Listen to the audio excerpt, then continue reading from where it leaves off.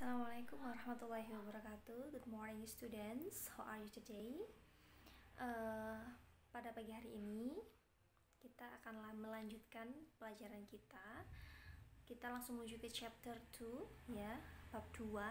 Oke, jadi di bab 2 ini kita akan baca tentang capability and willingness. Oke ya. Oke, jadi langsung kita menuju ke apa sih yang dimaksud dengan capability. Jadi capability itu kemampuan atau kesanggupan untuk melakukan atau mengerjakan sesuatu, untuk mengekspresikan kemampuan atau kapabilitas dalam bahasa Inggris.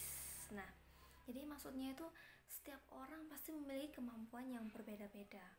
Misalnya ada yang memiliki kemampuan saya bisa berenang, ada yang memiliki kemampuan saya bisa bernyanyi, ada yang memiliki kemampuan saya bisa memasak. Nah, itu yang dimaksud dengan capability, kemampuan. Oke.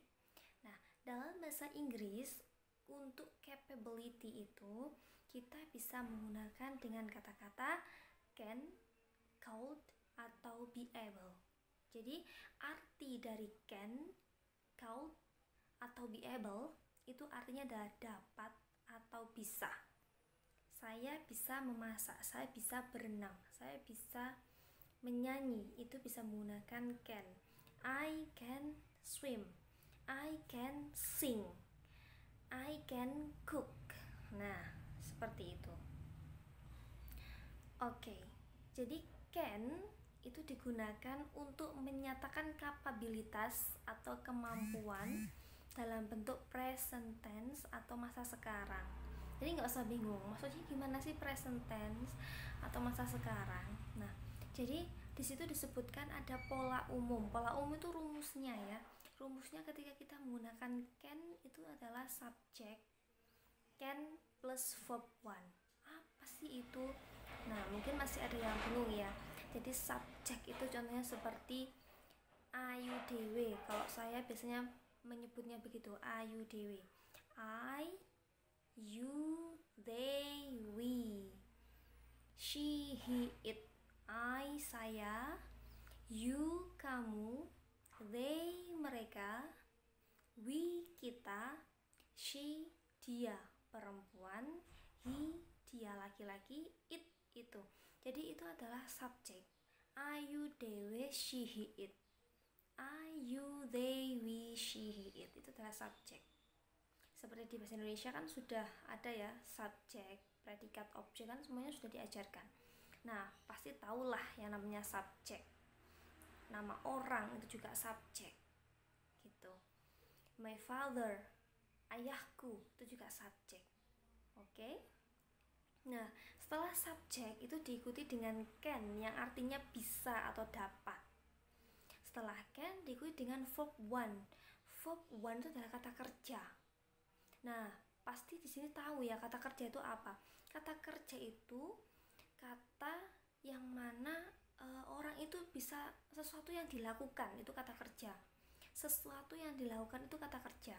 Misalnya menulis, membaca, memasak, terus menyanyi, bernyanyi, berlari, memanjat, itu semuanya kata kerja karena kita melakukan aktivitas atau melakukan sesuatu, itu disebut dengan kata kerja atau verb gitu ya. V itu ya, V itu artinya adalah verb, kata kerja. Oke ya. Jadi kalau misalnya saya jelaskan di sini subjek plus can plus verb one itu seperti subjeknya misalnya I. Saya bisa memasak, berarti I can cook. Nah, terus misalnya lagi begini. Misalnya menggunakan subjek you, kamu. Kamu bisa menulis. You can write. Gitu. Misalnya menggunakan subjek mereka, they. Mereka bisa berenang, katakanlah begitu. They can swim. Nah, jadi subjek plus can plus verb gitu ya. Sangat mudah sekali. Nah, itu seperti ada contohnya yang sudah Burima beri contoh sebelumnya. Itu ada contoh Jono can climb a tree. Jono can climb a tree. Jono dapat memanjat pohon. Jono bisa memanjat pohon. Nah, Jono itu sebagai subjek, can itu ya can, climb di sini adalah verb atau kata kerja. Oke, a tree itu sebagai objeknya. Jadi yang jelas dan yang pasti itu rumusnya adalah subjek, can plus verb, kata kerja. Contoh yang kedua itu adalah Siti can cook fried rice.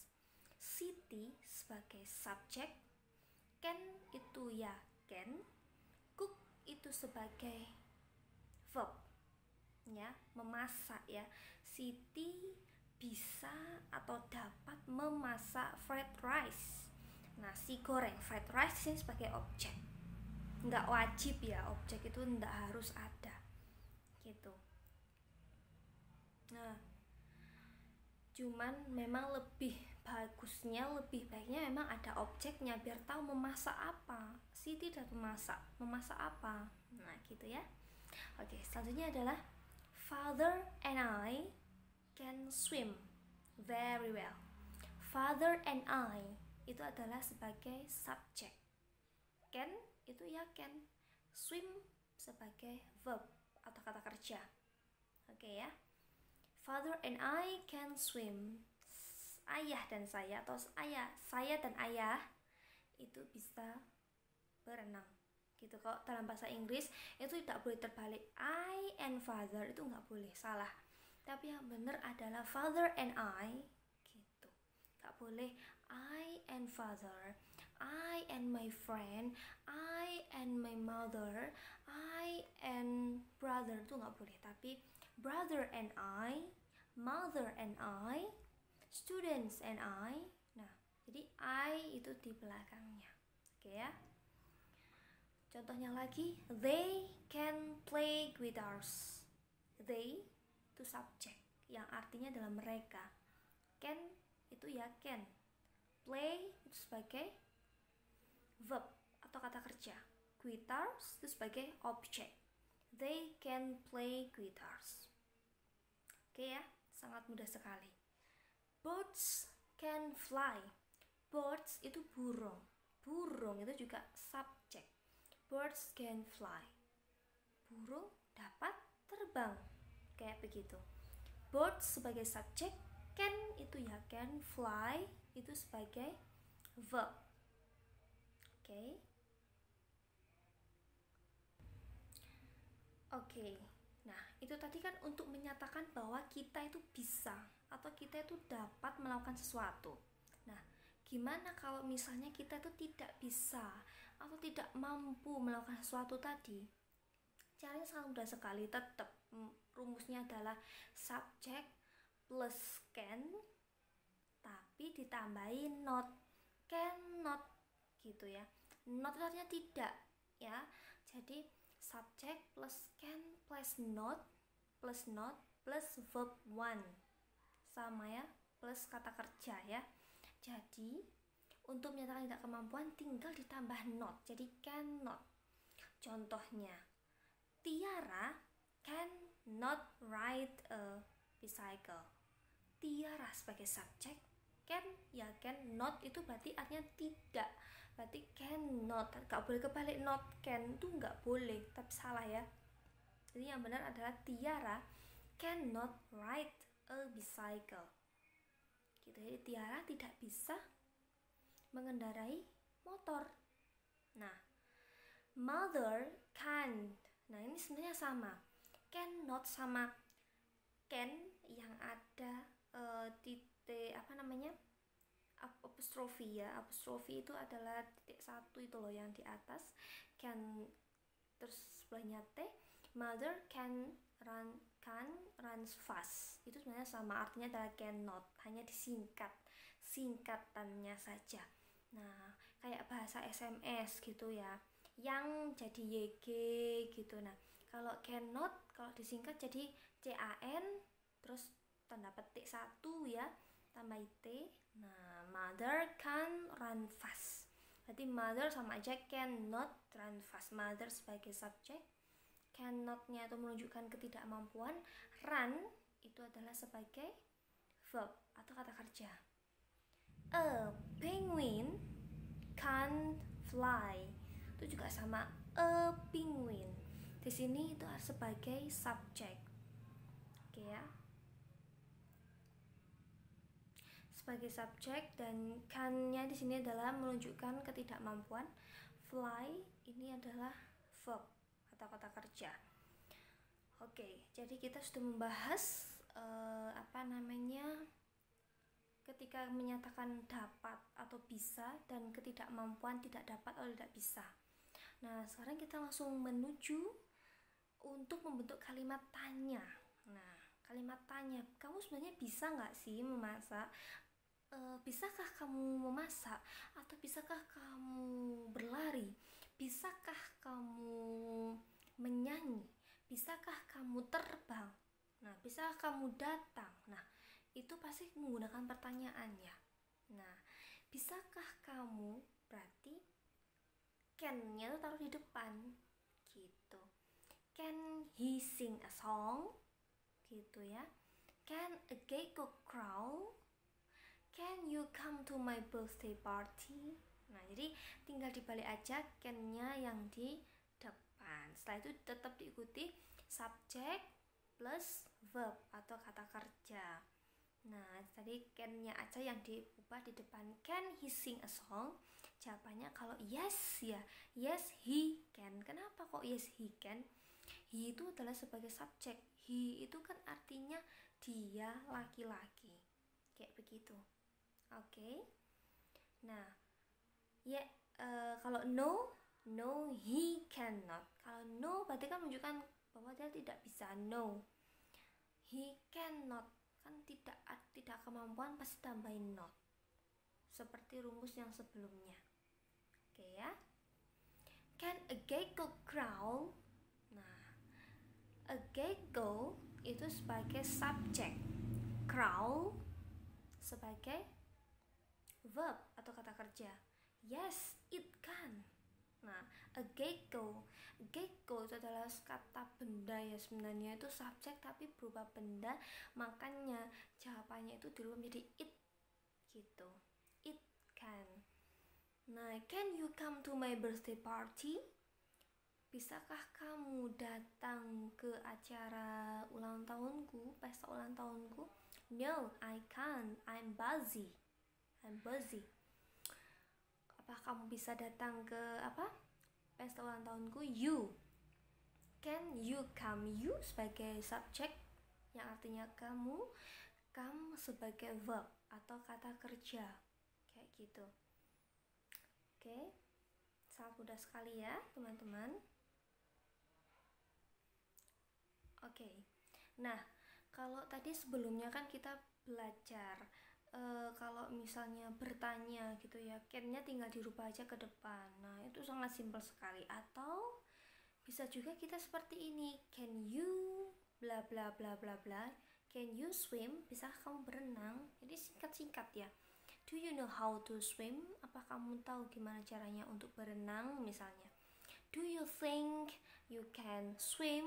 Nah, jadi tinggal titik-titiknya itu tambahin verb satunya aja, dari kata kerjanya aja. Yang mau kita tanyakan gitu apa? Ya, kemampuannya dia apa, kayak gitu. Do you know anything about swim? Nah, atau do you have the experience or ability to swim? Nah, kayak gitu. Jadi sangat mudah sekali. Nah, sekarang kalau misalnya kita menyatakan bahwa kita tuh bisa, jadi jawabannya tinggal gampang. I can swim. Saya bisa berenang. I am able to swim. I know how to swim. Artinya sama. Saya tahu, saya bisa. Nah, I feel capable of swim. I might be able to swim. Yes, no problem, dan lain sebagainya. Itu sama artinya menunjukkan bahwa kita able to do something. Able to do something itu adalah kita bisa atau kita dapat melakukan sesuatu, gitu ya. Oke. Nah, lalu bagaimana kata-kata yang lain? Kalau misalnya kita tidak dapat melakukan sesuatu, sebenarnya sudah dibahas tadi, cuman ini lebih lengkapnya lagi.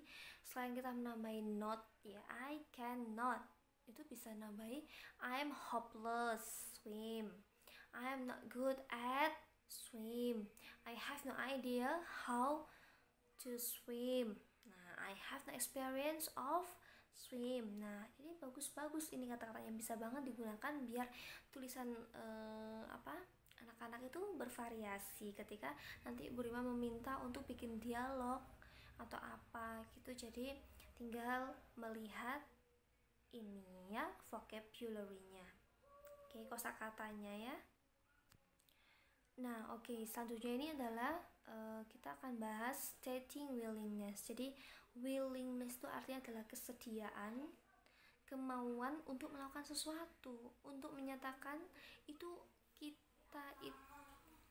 untuk menyatakan bahwa kita tuh mau, akan, atau sedia ya. Itu adalah willingness. Kayak gimana sih? Misalnya gini, saya akan belajar, berarti I will study. Nah, saya akan makan, I will eat gitu. Saya akan sarapan, I will breakfast, kayak begitu. Nah, jadi itu memang menyatakan bahwa kita akan, mau, atau sedia gitu ya. Dan kita dalam bahasa Inggris menyatakannya itu dengan menggunakan will atau would gitu ya. Sangat mudah sekali ya. Kayak gimana itu? Ya, oke, rumusnya masih sama seperti yang capability tadi, tentang kemampuan. Itu adalah kalau capability tadi kan setelah subjek itu can ya. Nah, kalau ini setelah subjek baru will. Udah gitu aja, tinggal ganti will-nya aja. Subjek will atau would plus verb one. Kayak gitu. Nah, kalau misalnya kita tidak mampu, tidak bisa, sama aja. Kalau di capability tadi kan subjek can terus tambahin not gitu ya. Nah, kalau ini berarti subjek will atau would itu ditambahin not gitu. Jadi will not atau would not gitu. Berarti mudah banget ya, sama plek seperti capability, cuman kalau ini will gitu. Nah, kalau misalnya kita bertanya, jadi kalau tadi kan di capability kan can-nya itu yang pindah ke depan. Kalau ini berarti will atau would-nya yang pindah ke depan. Setelahnya itu tetap sama, subjek plus verb 1 gitu ya. Nah, ini ada contoh nih. I will visit your home, sama I sebagai subjek, will itu ya, will, visit adalah verb. Saya akan berkunjung atau mengunjungi your house gitu ya, mengunjungi rumahmu. Atau she will come to your birthday party. She itu adalah subjek ya, subjek yang artinya she itu adalah dia, perempuan.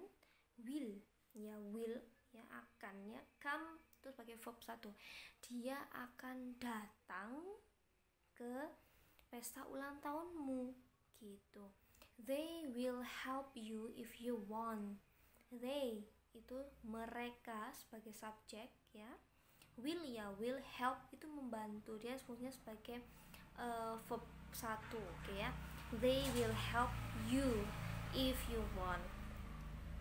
He would go there juga sama, he sebagai subjek, will atau would ya sama, go pergi ya, dia akan pergi ke sana. Oke, jadi setelah would verb 1 sama ya. Ini juga ada mom and dad would leave the room, sama. Mom and dad sebagai subjek, would ya, would tadi, leave itu adalah sebagai kata kerja atau verb ya. Jadi mama dan papa itu akan pergi atau keluar ruangan.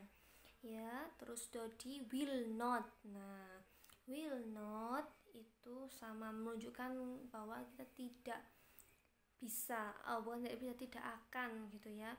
Nah, sama aja tinggal nambahin not. Kalau tadi kan kalau disingkat untuk di capability kan can, terus dikasih tanda petik atas satu not, T maksudnya cannot, jadi KCAN terus tanda petik satu T.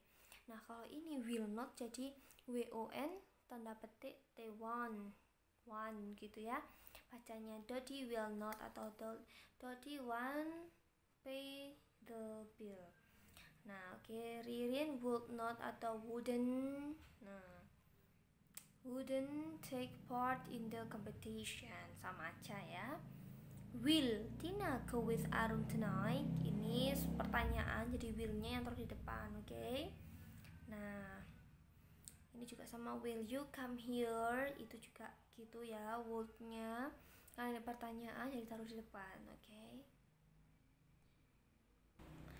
Nah, seperti sangat mudah sekali ya. Jadi untuk jawabannya yes, she will. Ya udah tinggal gitu aja. Kita tinggal lihat subjeknya aja. Nah, kalau misalnya not, no she will not, atau she wouldn't, atau she won't, kayak gitu ya. Nah, ini juga gitu. Yes, I would. No, I wouldn't. Nah, jadi sangat mudah sekali. Oke, anak-anak, dan mungkin itu yang bisa Bu Rima sampaikan pada pada hari ini. Ya, semoga bermanfaat buat kalian semuanya, dan Bu Rima meminta agar kalian tugasnya adalah mencatat apa yang sudah ada di slide ini, karena yang ada di slide ini sudah Bu Rima rangkum mulai dari pokoknya penting banget lah intinya. Ini penting banget karena kan tidak ada buku panduan, buku cetak gitu ya selama pandemi, sehingga wajib banget dicatat, dan catatannya nanti difoto lalu dikumpulkan di e-learning kayak gitu. Kalian yang rajin ya, benar-benar dikumpulkan tugasnya, oke? Ya baik, itu yang bisa Bu Rima sampaikan. Bu Rima akhiri. Wabillahi taufiq wal hidayah. Wassalamualaikum warahmatullahi wabarakatuh.